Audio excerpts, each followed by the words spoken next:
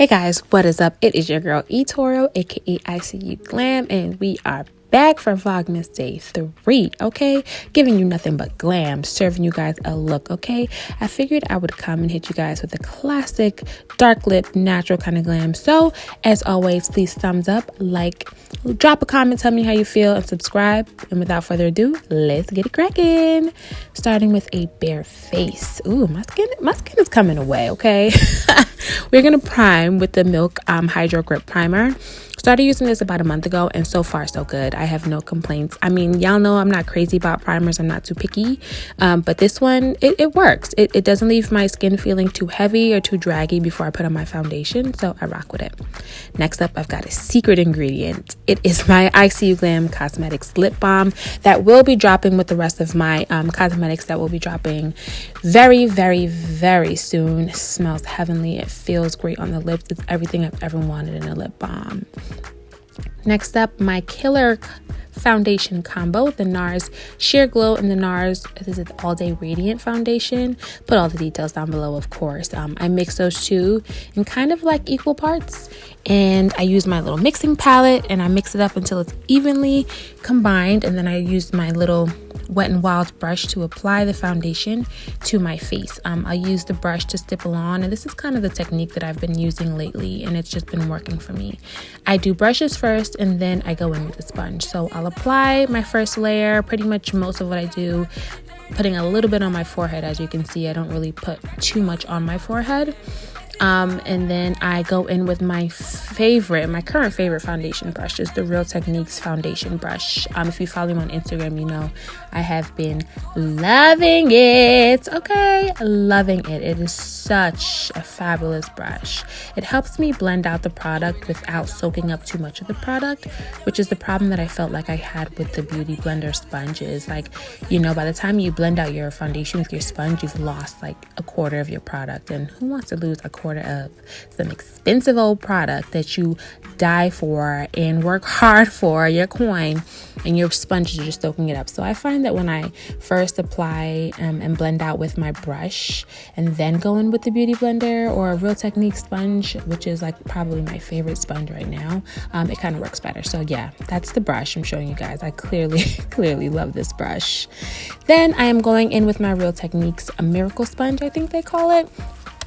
And I am just going in and touching up and further blending out that product just to kind of give me that airbrushed, even kind of finished glow. So this is not really to smooth out the product, but kind of just to buff out the product. So picking up any excess so I don't have that cakey look, and just evenly smoothing it all over places, bringing it down my neck, of course, all over my face, around the sides of my face, into my hairline, into my ears, places that are commonly forgotten when applying makeup, just to make sure there's a seamless match. And look, we are seamless. Okay. Next up, we are highlighting with our concealer. I am going in first with my Cover FX Power Play concealer. I think I talked about this in my previous makeup video. Ever since the day I bought this concealer, I've loved it. This is like my base. The color, I think this is G2. I'll put it down below. I'll try and remember too.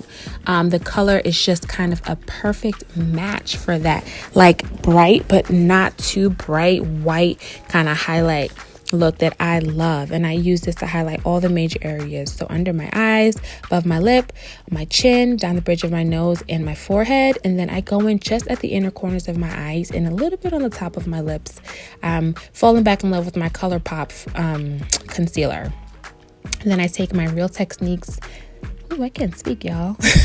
Take my Real Techniques concealer brush and I first buff it out and mix the product on my skin with the brush, kind of with the same technique, the same thinking behind my foundation. I don't want to lose as much product as I did when I just went in with the sponge itself. So I will still go on with the sponge, but I'll first buff out with the brush, kind of to blend those two colors together, kind of give me a nice base to work with, and then I'll go in with the sponge and just further airbrush everything out. So this just, you know, kind of sews everything together and ties up the seams and just lets me further extend to anywhere I need to extend if I'm going into a hairline or wherever, just to blend out everything and make sure that my complexion has no cuts and creases. Okay, we're not cut creasing our face, we are just buffing things out. We want to have one seamless, smooth canvas on the skin. That's always been my goal for skin, and this technique helps me do it.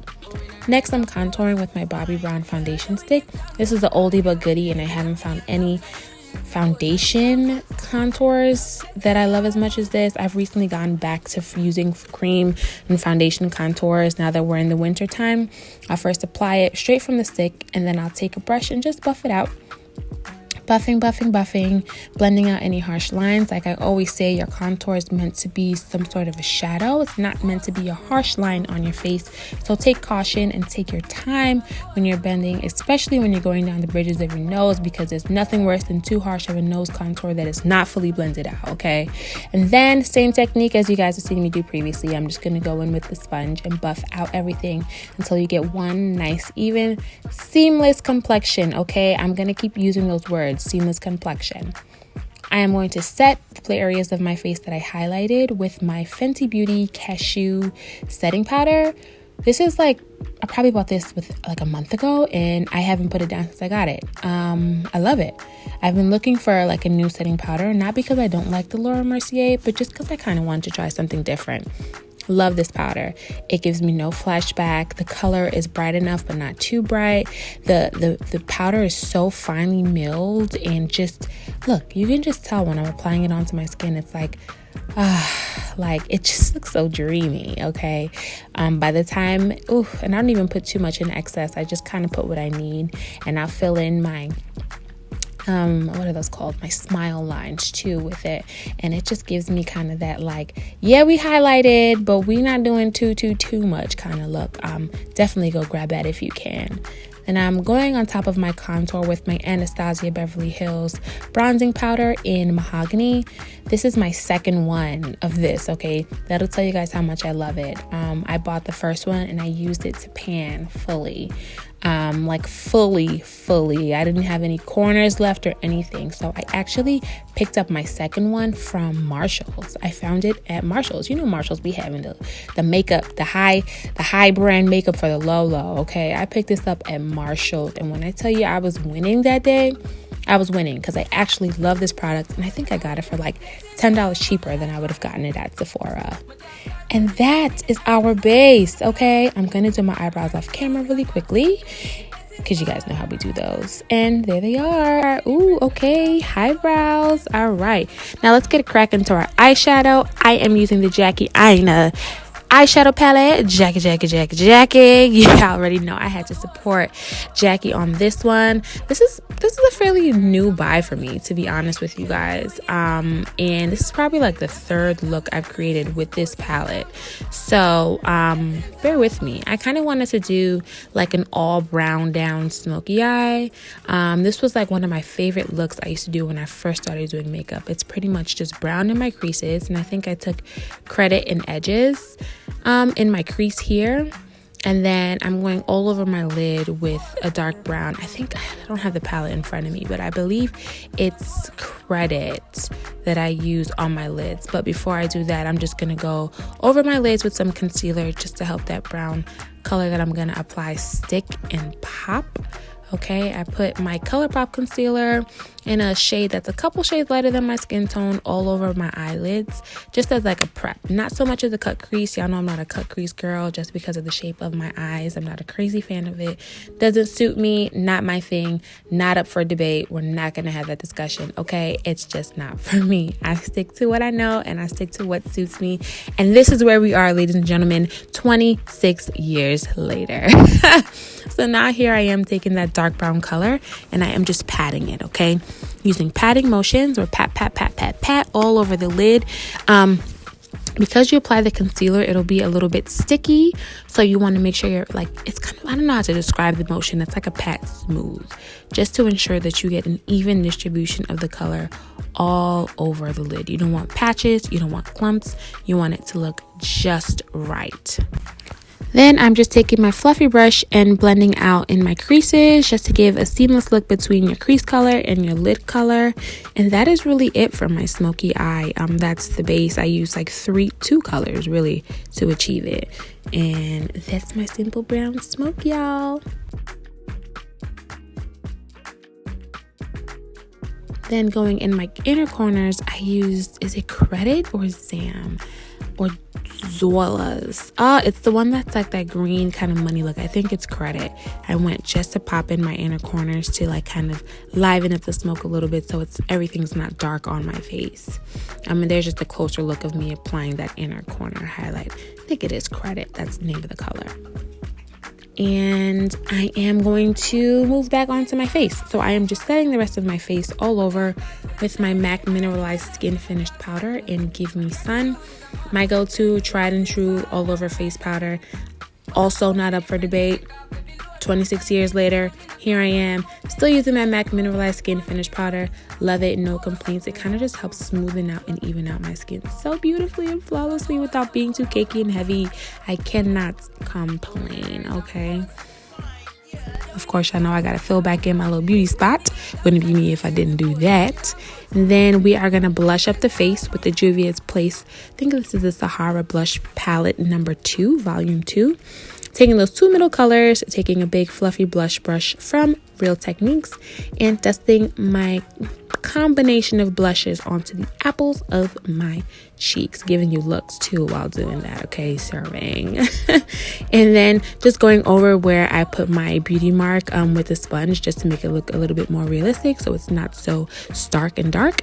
And then we are moving on to lips. I think this is my favorite part, okay? Which is why I decided to start ICU Glam Cosmetics with lip products.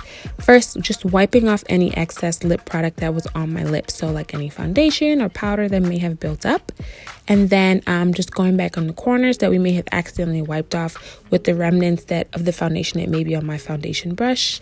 And again, just cleaning all the insides because you want that natural pink color to show. Priming my lips with my ICU Glam Cosmetics lip balm. And then lining my lips with a dark liner. Y'all know this is me. I think I used a mix of MAC's Chestnut and MAC's Bespoken 4 because of the dark lip I was going to do. So Chestnut lined my lips. That's like my go-to for my liner. And I'm very precise and careful about my liner. Like this is a make it or break it for your lips, okay? If you don't line them right, your shape is not coming out the way you want it, and then you're going to be sad and upset, and then it's just going to be a bad day. So just take your time with this part, ladies, okay? And then going in with MAC's Bespoken 4, filling in the entirety of my lips. This is going to be a base for the dark color that it's going to follow. Ooh, I really just love the combination like that, to be honest. And then taking Fenty Beauty's, I think this is, I was going to say Mademoiselle, but I think that's the name of all the lips. So I'll find the name and I'll put it down below for you guys. But just filling in my lips with that lip koala. And baby girl, y'all already know once we set the face, it's about to go down. Cause damn, honey, you're looking like a bag of some money. I hope you guys enjoyed the look. I hope you guys carry some of these looks through your holidays. Thank you for joining me for Vlogmas Day 3. Hair flips, hair flips, hair flips.